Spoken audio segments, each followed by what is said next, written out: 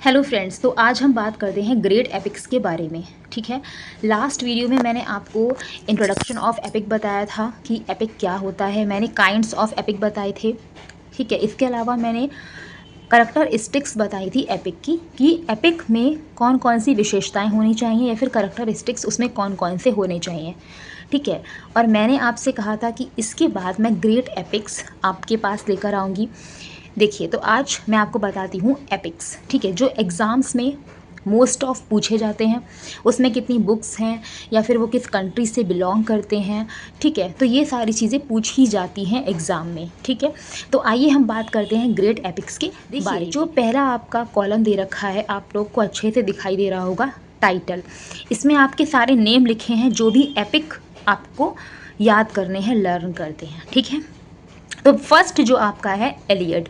ठीक है, एलियड की अगर हम बात करें तो एलियड के बारे में सुन लीजिए कि फर्स्ट ग्रेट एपिक एलियड को कहा जाता है।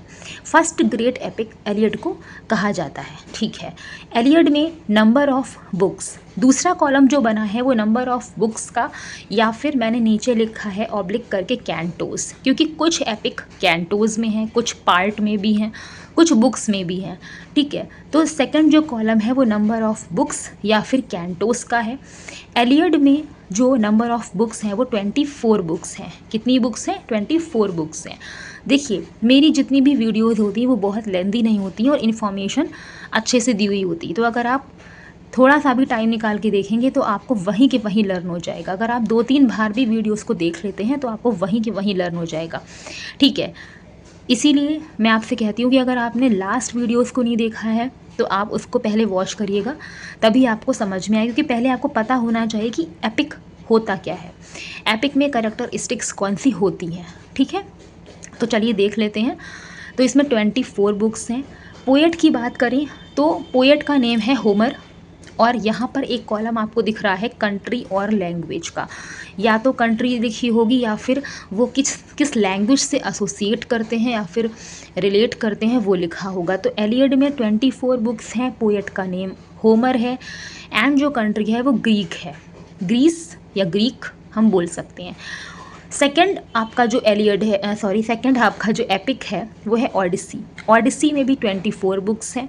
ओडिसी के जो पोएट हैं वो भी होमर हैं, और ये भी क्योंकि होमर ग्रीक के ही थे तो ये भी ग्रीक कंट्री से ही बिलोंग करते हैं होमर। ठीक है, तो ये दोनों आपके होमर के हो गए, ग्रीक से बिलोंग करते थे। 24 बुक्स इसमें हैं। एलियड को फर्स्ट ग्रेट एपिक कहा जाता है। ठीक है, एनियड, एनियड में 12 बुक्स हैं। पोएट का नेम है वर्जिल, पोएट का नेम है वर्जिल। अगर स्पेलिंग नहीं समझ में आ रही तो जो मैं बोल रही हूँ आप उससे फोकस करिएगा, वर्जिल।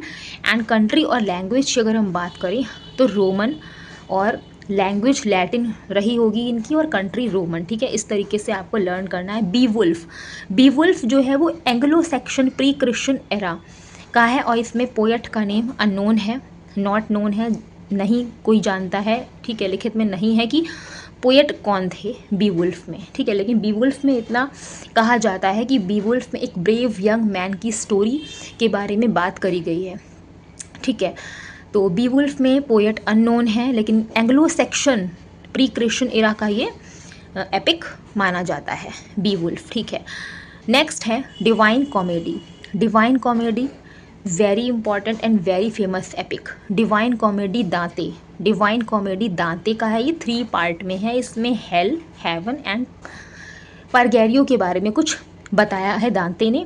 तो ये 3 पार्ट में है, ये आपको ध्यान रखना है। और अगर हम लैंग्वेज एसोसिएट देखें तो लैटिन। ठीक है, नेक्स्ट है जेरूसलम डिलीवर्ड। देखिए, जेरूसलम डिलीवर्ड जो है वो एक ही एपिक है। ठीक है, वो यहाँ पे स्पेस कम हो जाता, बाकी की इन्फॉर्मेशन नहीं आ पाती, इसलिए मैंने उसको नीचे ही लिख दिया है। जेरूसलम डिलीवर्ड में 14 या फिर आपके 20 कैंटोज हैं, और ये इसमें जो पोएट हैं वो टैसो हैं, और इनका भी आपका रोमन और इटालियन आपको याद रखना है। ठीक है, सेकंड है ल्यूसियाड, ल्यूसियाड। ठीक है, ल्यूसियाड में 10 कैंटोज हैं, कैमोन्स इनके पोएट हैं, एंड जो लैंग्वेज एसोसिएट करते हैं वो है पोर्तुगीज़। ठीक है, तो पोर्तुगीज़ इनकी लैंग्वेज है। नेक्स्ट है पैराडाइज लॉस्ट। पैराडाइज लॉस्ट में 12 बुक्स हैं। ठीक है, 1665 में पैराडाइज लॉस्ट को लिखना स्टार्ट किया गया था। 1667 में जब ये कंप्लीट हुआ था तो इसमें 10 बुक्स थी और 1674 में जाकर इसमें 12 बुक्स हो गई।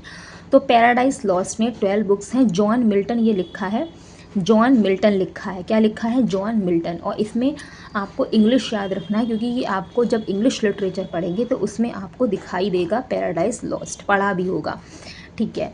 और नेक्स्ट और लास्ट आपका है फेरी क्वीन। फेरी क्वीन में अगर हम नंबर ऑफ़ बुक्स की बात करते हैं तो 6 बुक्स इसमें हैं और स्पेंसर का ये वर्क है, स्पेंसर का वर्क है और ये भी आपका इंग्लिश में ही है। आज के लिए इतना ही है और इसके अलावा भी अभी एपिक्स रह गए हैं तो वो मैं आपको नेक्स्ट वीडियो में ज़रूर बताऊंगी। ज़रूर वीडियो को वॉच करिएगा, शेयर कर दीजिएगा और चैनल को अगर आपने अभी तक सब्सक्राइब नहीं किया है तो चैनल को सब्सक्राइब करिएगा। ओके, इन्फॉर्मेशन अच्छी लगी हो लाइक करिएगा, ठीक है।